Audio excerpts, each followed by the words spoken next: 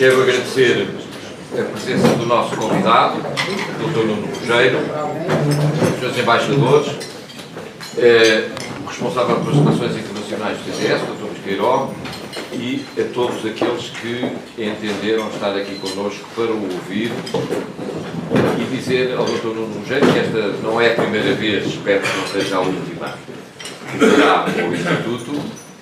Temos muito gosto em aprender consigo e dizer que nós temos procurado seguir as suas sábias opiniões, porque infelizmente hoje há pessoas que falam sobre tudo e mais alguma coisa de política internacional, mas obviamente que sem o seu conhecimento e sem a sua capacidade para nos transmitir aquilo que nos transmite. E dizer que, na nossa perspectiva, o seguinte: o ideal é uma instituição que foi fundada, como sabem, em 1975 pelo engenheiro Tomás da Costa, tem uma matriz filosófica muito clara, somos um instituto muito ligado, totalmente ligado à doutrina social da Igreja e à democracia cristã, mas independentemente disso somos um instituto que promove a liberdade de pensamento e que procura ter pessoas que connosco possam conversar e nos possam ensinar. E, portanto, bem-aja por ter vindo. E queria dizer às senhoras e aos senhores que à saída têm revistas do Instituto, caso queiram ter a amabilidade de levar para se informarem sobre a atividade e o pensamento que o próprio Instituto tem vindo a produzir. Dr. Nuno Rogério, a palavra é sua. Muito obrigado.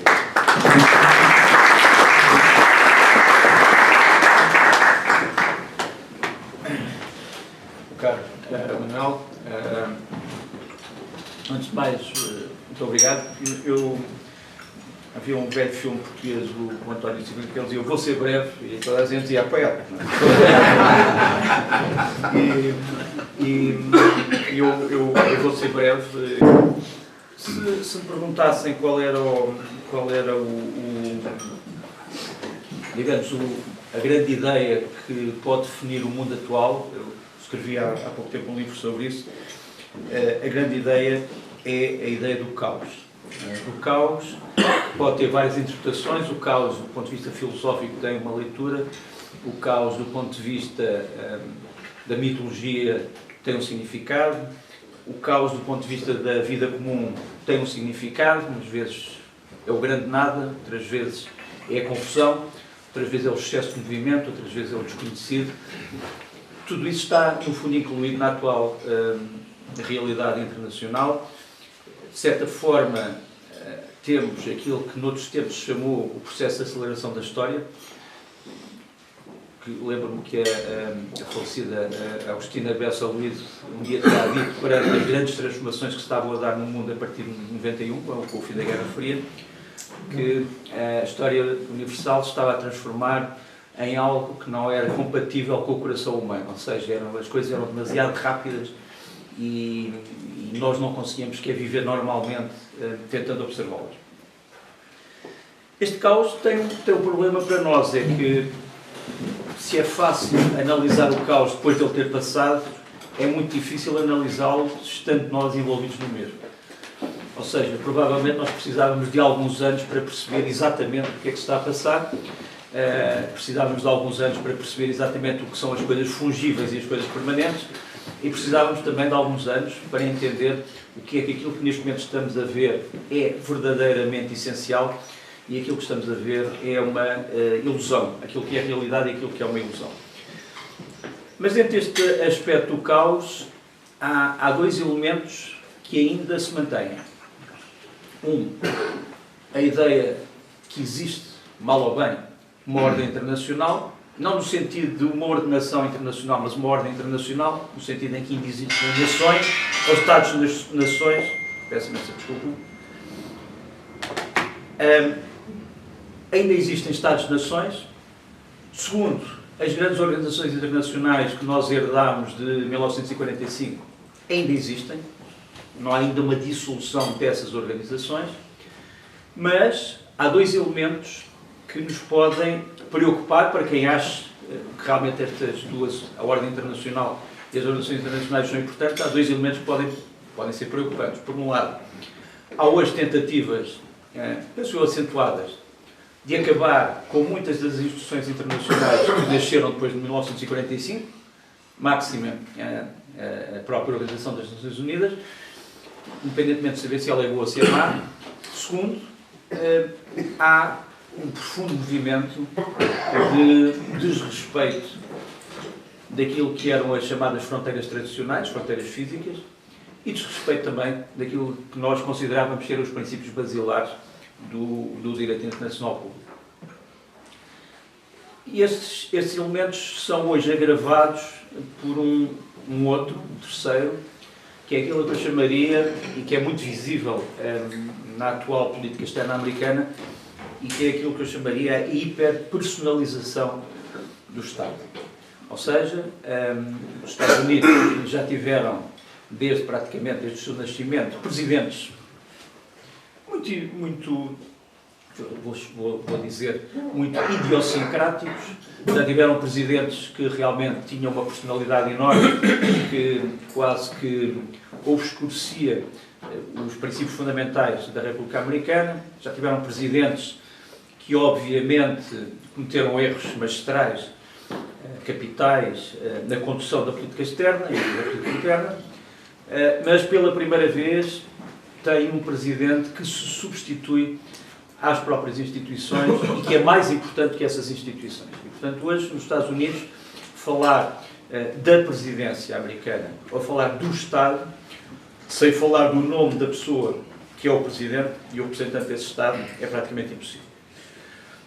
E a hiperpersonalização dos factos políticos tem custos. Tem custos, obviamente, positivos para aqueles que olham no chefe de Estado não apenas um funcionário político, mas uma espécie de um messias, um condutor iluminado. Tem custos negativos, obviamente, para os que acham que, como desde o princípio se dizia, os Estados Unidos são um governo não de homens, mas um governo de leis.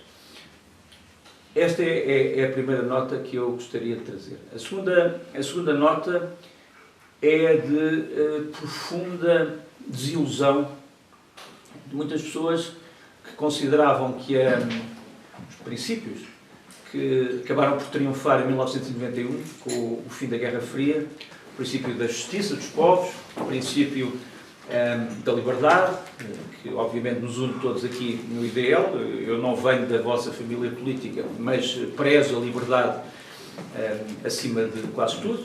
A liberdade, o interesse nacional, a justiça social, são três valores para mim importantes.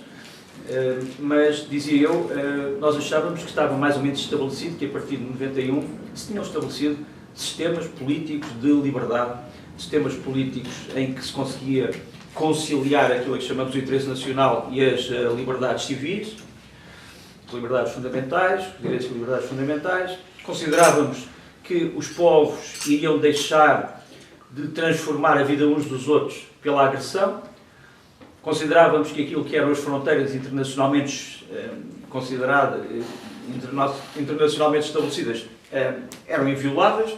Considerávamos que a resolução pacífica dos conflitos era um dado para onde caminhavam todos os Estados. Considerávamos que a criação de condições mínimas de vida para o povo de cada Estado era um princípio de decência, criação de sociedades decentes, para tentar utilizar uma frase do Essa de Queiroz. Um Estado decente, um país decente, uma nação decente. E muitos destes princípios estão hoje, de certa maneira, postos em causa. Portugal vive também dentro do clima internacional de caos e de incerteza. Faz muitas vezes que nós não saibamos o que é que vai ser o dia da manhã em termos da vida institucional.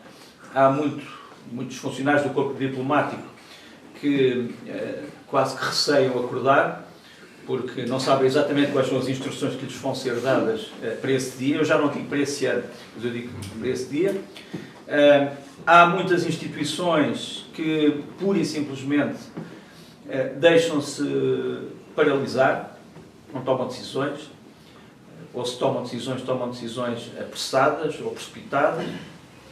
E no meio deste sistema internacional que entra num grande frenesim, em que mesmo grandes potências que consideravam mais ou menos uma espécie de grandes elefantes com pouca movimentação e grande estabilidade, como a China, estão hoje perante, por exemplo, uma decapitação do seu pessoal político-militar que, como sabem, nos últimos dias levou a que o chamado Conselho Militar Central, ou Comissão Militar Central, que é o órgão mais importante da China no que toca à relação entre o Partido Comunista e as Forças Armadas, passou de 6 membros dessa comissão para 2, sendo que um dos membros é o próprio presidente Xi Jinping.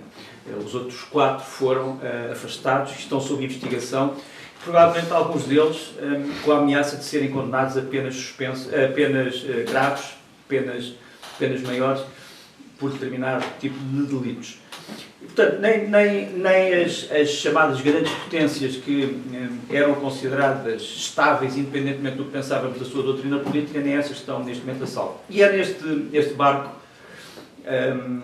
agora lembrei-me, a propósito do IDL, lembrei-me de uma outra pessoa que também faz muita falta em Portugal, o Francisco Lucas Pires, que a seguir ao 25 de Abril escreveu um livro a bordo da Revolução, todos se lembram, comparava realmente Portugal a um bateau ivre, portanto a um barco bêbado, que não tinha destino, ou que parecia não ter destino, em que algumas pessoas remavam para um lado, outros para o outro, e uns celebravam vitórias, outros carpiam derrotas, e no meio deste sistema internacional em grande mutação, nós temos também um Portugal com grandes interrogações. A maior, obviamente, tem a ver neste momento com a corrida presidencial. Eu chamo-lhe corrida, independentemente de saber se a velocidade é a velocidade adequada ou não. Há quem ache que é um passeio, que não é uma corrida, há quem ache que é uma maratona, outros acham que é uma corrida de 100 metros, outros acham que é uma falsa corrida, mas seja como for, estamos numa situação em que eu poderia resumir, em relação aos resultados da primeira volta e a transição para a segunda, que preferiu-se escolher um mal menor a um bem maior, preferiu-se escolher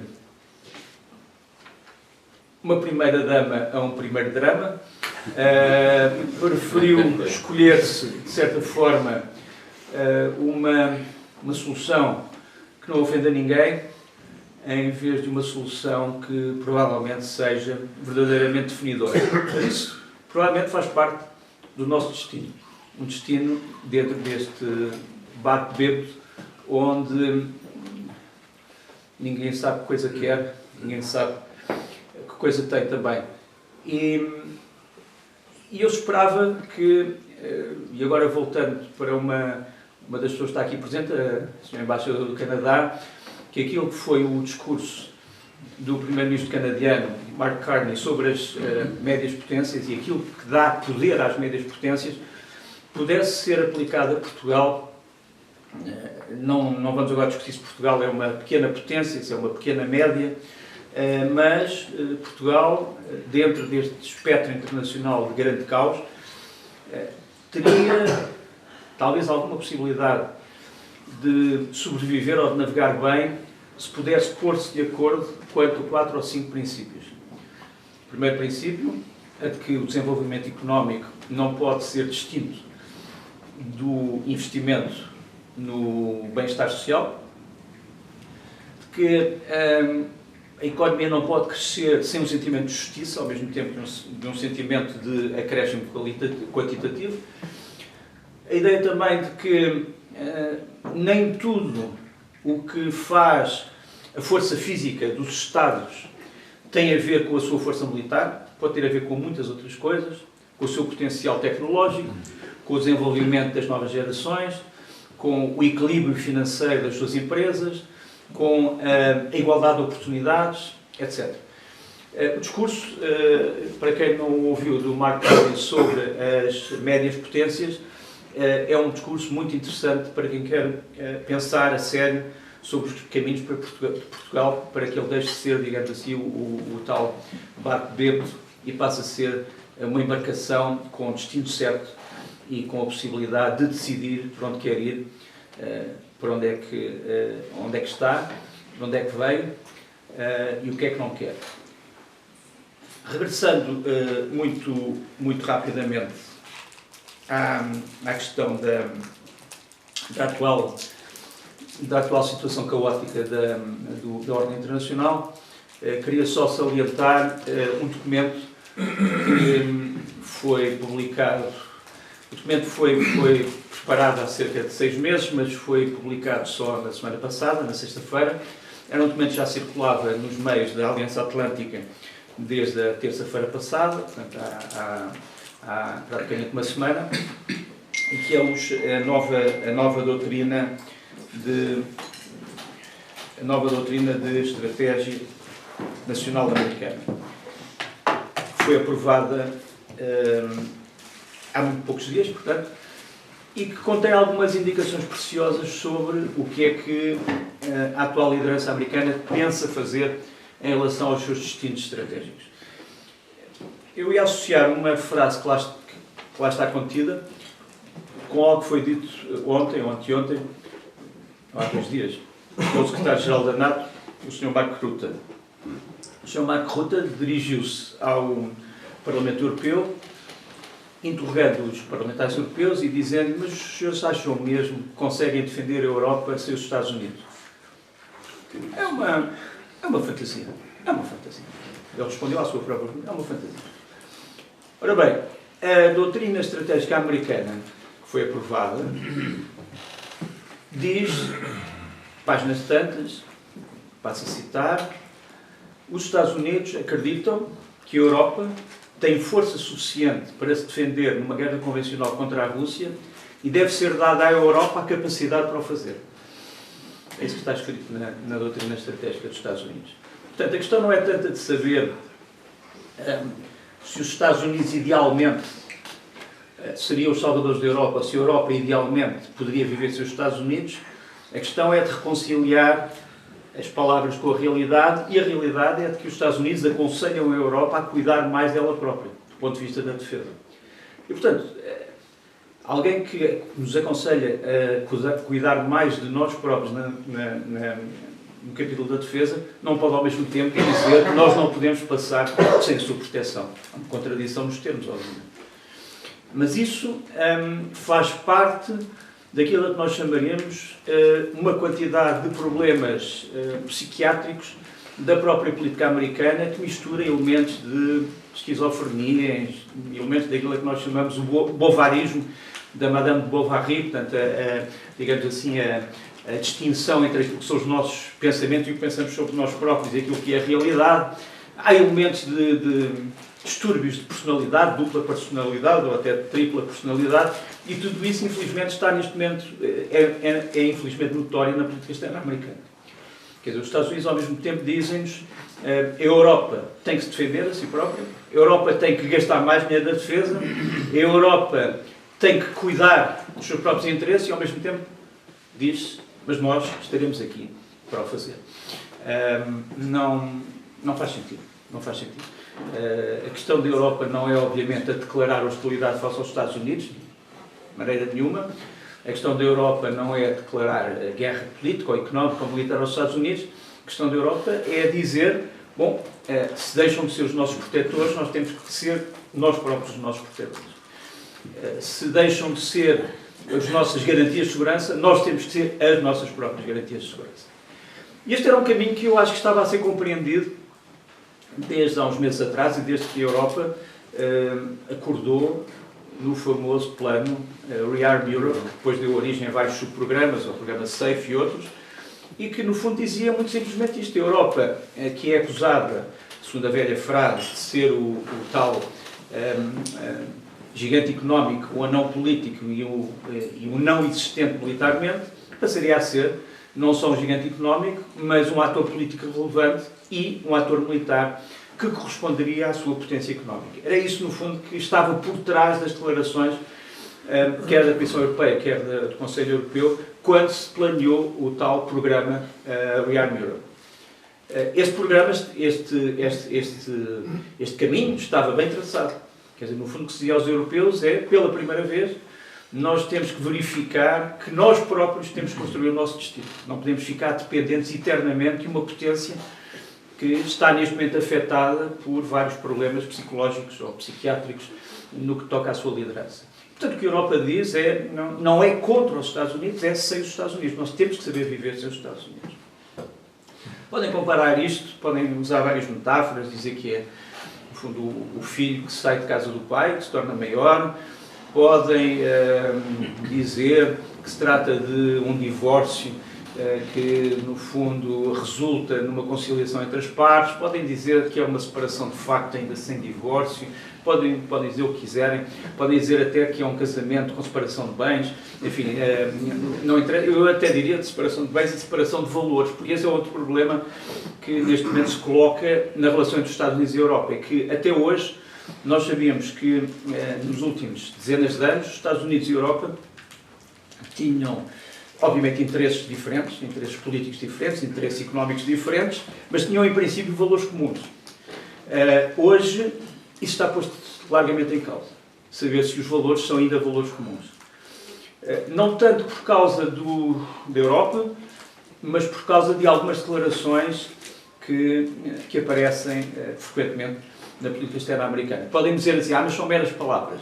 Não são só palavras, quer dizer, não é só a linguagem, é aquilo que está escrito. Aquilo que está escrito. Quer dizer, a velha máxima latina, o verbo volent, scripta manent, vale para aqui. As palavras podem realmente alterar-se e podem voar, mas aquilo que está escrito pode ser consultado daqui a séculos, se não for revisto, obviamente. E aquilo que está escrito na famosa ou famigerada doutrina de segurança americana que foi aprovada pela Casa Branca há uns meses atrás, é de que a Europa neste momento é um continente sem rumo, sem direção política competente, com líderes que não têm legitimidade e que essa Europa deve ser substituída, segundo os interesses americanos, e os americanos devem, em princípio, auxiliar todas as forças que queiram alterar esta Europa e transformar esta Europa numa outra coisa. Já fiz um comentário uma vez sobre isso. O que é que aconteceria se tivesse havido um documento europeu que dissesse a mesma coisa sobre a liderança americana? Que dissesse que os Estados Unidos estão hoje ocupados por um poder ilegítimo e é da estrita necessidade e obrigação dos europeus ajudarem a resistência americana contra esse poder ilegítimo. O que é que acontecia se esse documento tivesse sido produzido? Era, obviamente, o princípio de um conflito gravíssimo. Portanto, este caminho da Europa para a sua autodeterminação, não apenas política e económica, mas autodeterminação no capítulo da defesa, parecia não só ser um caminho inevitável, como um caminho certo. Eu não sei se hoje em dia os países europeus ainda estão tão interessados neste projeto ou se estão a começar a ficar divididos quanto ao que fazer. Esse também é um dos elementos do caos ou do subcaos dentro do caos maior.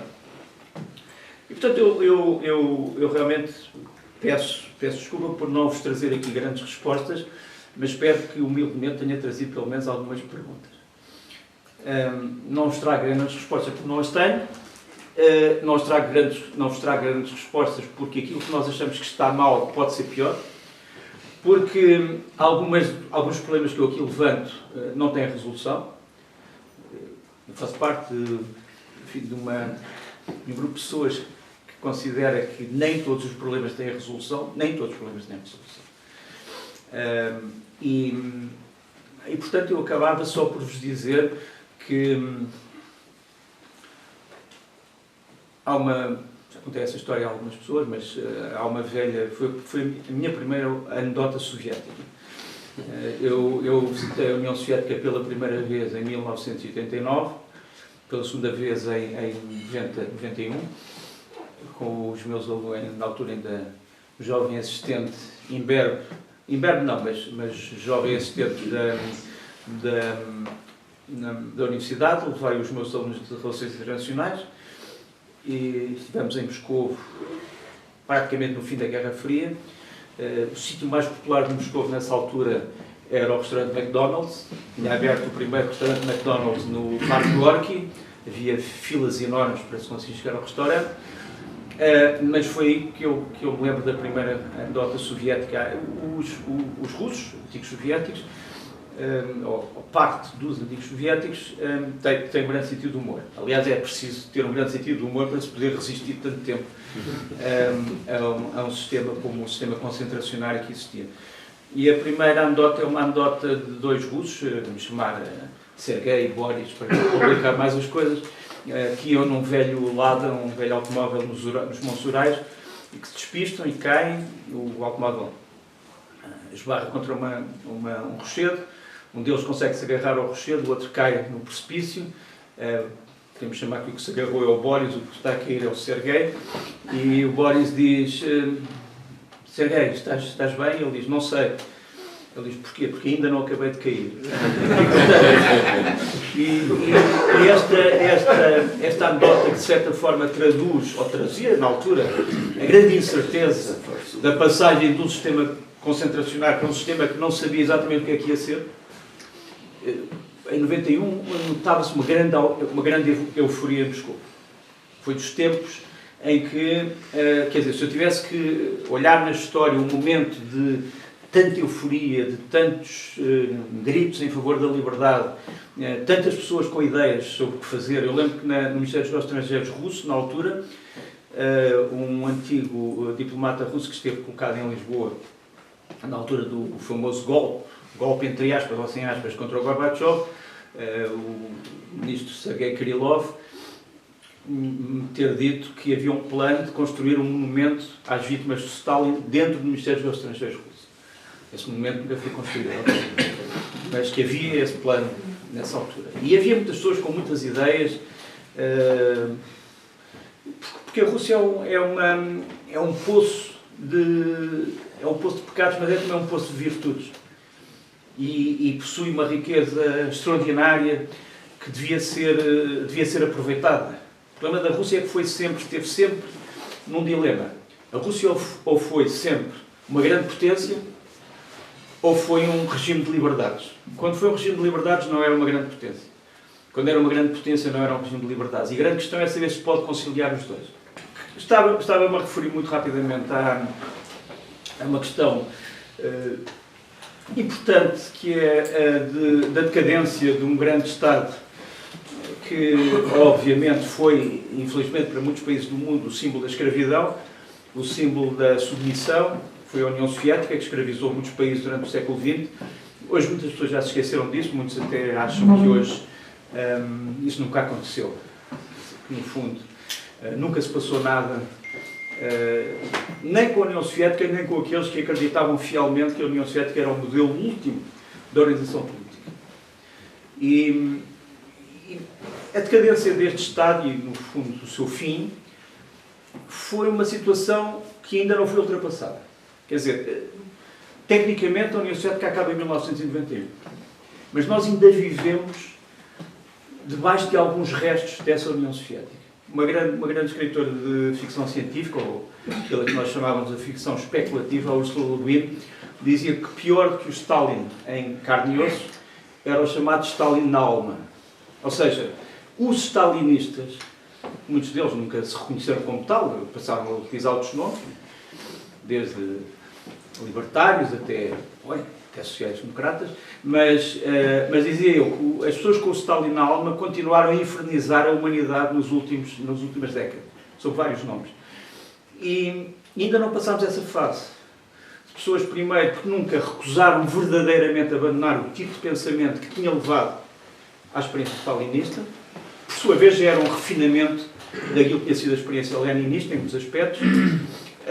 E nós vivemos estas últimas décadas ainda sem que esse cadáver do stalinismo tivesse sido bem enterrado. Ele ainda vive em muitos espíritos, sob outros nomes.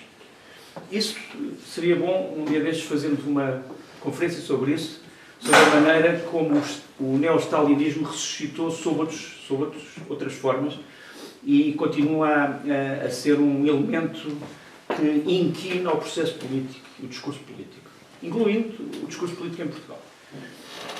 Mas seja como for, esta semi-morte da União Soviética, que fez com que o Estado Soviético tivesse acabado, tinha, em princípio, um objetivo. era que a União Soviética, dissipando-se, iria dar liberdade às várias nações que a constituíam e que tinham sido integradas contra vontade, e que, por outro lado, a potência central, a Rússia, iria ser uma potência normal, que aceitava aquilo que eram os princípios gerais da convivência internacional. Nem uma coisa nem outra aconteceu verdadeiramente. As nações que saíram da antiga União Soviética tiveram, digamos assim, sortes diferentes. Algumas tiveram, de certa maneira, a sorte e o engenho de entrarem dentro daquilo que podemos chamar a família europeia das nações. Nós temos aqui um excelente diplomata, o embaixador da República Checa, que é o representante também de uma dessas gerações que acreditou verdadeiramente que o readquirir de total liberdade política dos chamados países satélites da União Soviética, que faziam parte do Pacto de Varsóvia, que iria transformar esses países em sistemas justos, de justiça social e de crescimento económico. Depois os países que sucederam à própria União Soviética, a Ucrânia, todos os países do centro da Ásia que faziam parte da órbita soviética, os Bálticos, etc., tiveram também sortes diferentes. A sorte da Ucrânia é aquela que nós conhecemos, infelizmente, de um povo que continua a lutar por algo que muitas pessoas já se esqueceram o que é a liberdade nacional. Alguns tiveram a má sorte, como a Ucrânia, porque é demasiado grande.